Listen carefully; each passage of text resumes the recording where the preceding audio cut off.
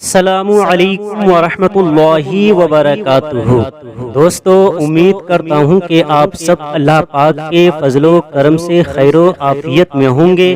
اللہ پاک آپ سب کو ہمیشہ خوش رکھے، سلامت رکھے اور بے شمار خیر و برکتیں نازل فرمائے۔ دوستو، دنیا میں سب سے پہلے کس چیز کو پیدا کیا گیا؟ اس دنیا میں سب سے پہلے کون آیا؟ جانتے ہیں قرآن و حدیث کی روشنی میں مفتی سلمان ازہری صاحب سے۔ دوستو، اگر ابھی تک آپ نے میرا یوٹیوب چینل کو سبسکرائب نہیں کیا ہے تو کر لیجئے، ویڈیو کو لائک کیجئے اور اس ویڈیو کو دوستو ثواب کی نیت سے آگے لوگوں تک پہنچائے۔ دیکھیے آپ حضرات پہلے اس ویڈیو کو۔ اب آئیے اور ایک میں کمبینیشن بتاؤں، سب سے پہلے کون پیدا ہوا دنیا میں؟ سب سے پہلے کیا پیدا ہوا؟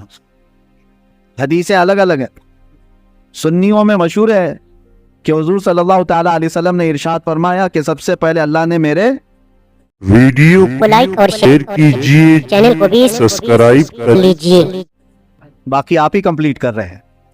پتا ہے، ہر سنی کو پتا ہے کہ سب جانتے ہیں حضور نے فرمایا سب سے پہلے اللہ نے، حضور نے کیا فرمایا؟ میرے نور کو پیدا۔ یہ سب کو پتا ہے، لیکن حدیث اور بھی ہے۔ ایک حدیث میں میرے آقا صلی اللہ علیہ وسلم فرماتے ہیں سب سے پہلے اللہ تعالیٰ نے قلم کو پیدا کیا۔ سب سے پہلے اللہ نے قلم کو پیدا کیا۔ ویڈیو کو لائک اور شیئر کیجئے، چینل کو بھی سبسکرائب کر لیجئے۔ اور ایک حدیث میں ہے حضور اکرم صلی اللہ تعالیٰ علیہ وسلم فرماتے ہیں سب سے پہلے اللہ تعالیٰ نے لوح محفوظ کو پیدا کیا۔ ساری کائنات سے پہلے کسی بھی چیز کا ذکر نہیں ہے، وہاں کسی بھی نور کا ذکر نہیں۔ حضور نے فرمایا سب سے پہلے اللہ تعالیٰ نے لوح محفوظ کو پیدا کیا، تختی جس پر ساری کائنات لکھی گئی ہے، یہ لوح محفوظ کو۔ اب تطبیق دے کر کے بتاؤ، حضور پاک صلی اللہ تعالیٰ علیہ وسلم نے ایک حدیث میں فرمایا سب سے پہلے اللہ نے میرے نور کو پیدا کیا، ایک حدیث میں حضور فرما رہے ہیں سب سے پہلے اللہ نے قلم کو پیدا کیا، ایک حدیث میں فرما رہے ہیں سب سے پہلے اللہ نے لوح محفوظ کو پیدا کیا۔ آخر سب سے پہلے آیا کون؟ تو یہ فیصلہ جو ہے صرف عاشقان رسول کر سکتے ہیں۔ فنا فی الرسول، عاشق رسول اقبال لاہوری فرماتے ہیں، قلندر لاہوری علامہ اقبال یہ کہتے ہیں اس کا فیصلہ یہ ہے یا رسول اللہ لوح بھی تو قلم بھی تو، تیرا وجود الکتاب، ساری چیزیں آپ ہیں یا رسول اللہ۔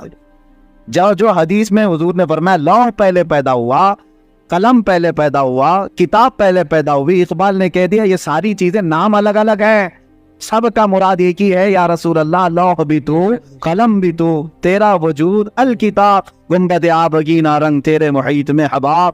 اور پھر ایک جگہ اقبال یہ کہتے ہیں کہ نگاہ عشق و مستی میں وہی اول وہی آخر۔ ہاں، ایک مسئلہ یہ بھی ہے کہ رسول کریم صلی اللہ تعالیٰ علیہ وسلم سب سے پہلے پیدا ہوئے ہیں، سب سے پہلے پیدا ہوئے اور پھر سب سے اخیر میں آئے، سب سے اخیر میں آئے۔ اس کو بعض شارحین یوں کہتے ہیں کہ بیج زمین میں بویا جاتا ہے، زمین میں سب سے پہلی چیز کیا ہوئی؟ بیج، بیج سے پودا نکلا، پودے سے شاخیں بڑھتی گئی، درخت ہو گیا، درخت ہو جانے کے بعد ٹہنیاں، پتے، پھر اس کے بعد پھول لگے، پھول کے بعد پھل آئے، اور پھل کے بعد اندر کیا نکلا؟ بیج۔ یعنی اس درخت کی آخری چیز وہی بیج ہے جو زمین میں ہم نے بویا تھا، جو زمین میں بیج تھا وہی پکنے کے بعد آخر میں وہی بیج آیا۔ تو اقبال یہ کہتے ہیں نگاہ عشق و مستی میں وہی اول وہی آخر۔ اب جو رسول اللہ صلی اللہ تعالیٰ علیہ وسلم کی حدیثیں ہیں اس میں ایک بات کی طرف میں آپ کو لے کر کے آ رہا ہوں، ذکر کیا ہے، کتاب کیا ہے، نور کیا ہے، لوح کیا ہے، قلم کیا ہے۔ اقبال کہتے ہیں نگاہ عشق و مستی میں وہی اول وہی آخر، وہی قرآن وہی فرقان وہی یاسی وہی طٰہٰ، سب ذات رسول اللہ صلی اللہ تعالیٰ علیہ وسلم کی طرف ہے۔ بہرحال میرے عزیزو، ذکر الہی میں اگر نبی پاک صلی اللہ تعالیٰ علیہ وسلم کا ذکر نہ ہو تو پھر وہ ذکر کی مجلس ہی نہیں ہے، ذکر کی مجلس ہی نہیں ہے۔ اور اگر کوئی پہنچا ہوا آدمی دعویٰ کرتا ہے کہ فلاں بہت پہنچے ہوئے ہیں، اللہ والے ہیں، اور ان کے اندر شریعت ہے ہی نہیں، دوستو اس ویڈیو کو ثواب کی نیت سے آگے لوگوں تک پہنچائے۔ انسان کا اچھا برا عمل لکھنے والے فرشتوں کے نام کیا ہے، اور وہ انسان کی موت کے بعد کہاں جاتے ہیں اور کیا کرتے ہیں؟ انسان کے اچھے اور برے کاموں کو لکھنے والے فرشتوں کے نام کرامن کاتبین ہے۔ یہ 4 فرشتے ہیں، 2 دن کے اور 2 رات کے۔ رات اور دن کے رجسٹر بھی الگ الگ ہے۔ جب انسان کوئی نیکی کرتا ہے تو نیکی لکھنے والا فرشتہ فوراً ہی اس کو 10 گنا زیادہ کر کے لکھ دیتا ہے، اور جب انسان کوئی برائی کرتا ہے تو نیکی لکھنے والا فرشتہ برائی لکھنے والے فرشتے کو روکتا ہے کہ شاید یہ انسان توبہ کر لے۔ پھر بھی اگر انسان توبہ نہ کرے تو اس کے رجسٹر میں ایک برائی لکھ دی جاتی ہے۔ یہی کام انسان کی پوری زندگی چلتا رہتا ہے۔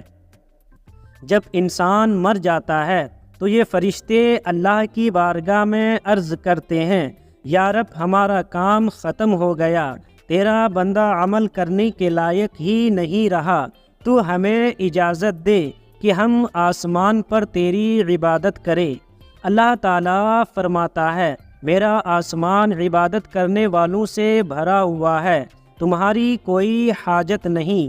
فرشتے عرض کرتے ہیں، ہمیں زمین میں اپنی عبادت کرنے کے لیے جگہ دے۔ اللہ تعالیٰ فرماتا ہے، میری زمین عبادت کرنے والوں سے بھری ہوئی ہے، تمہاری کوئی حاجت نہیں۔ پھر فرشتے عرض کرتے ہیں، یا الہی پھر ہم کیا کریں؟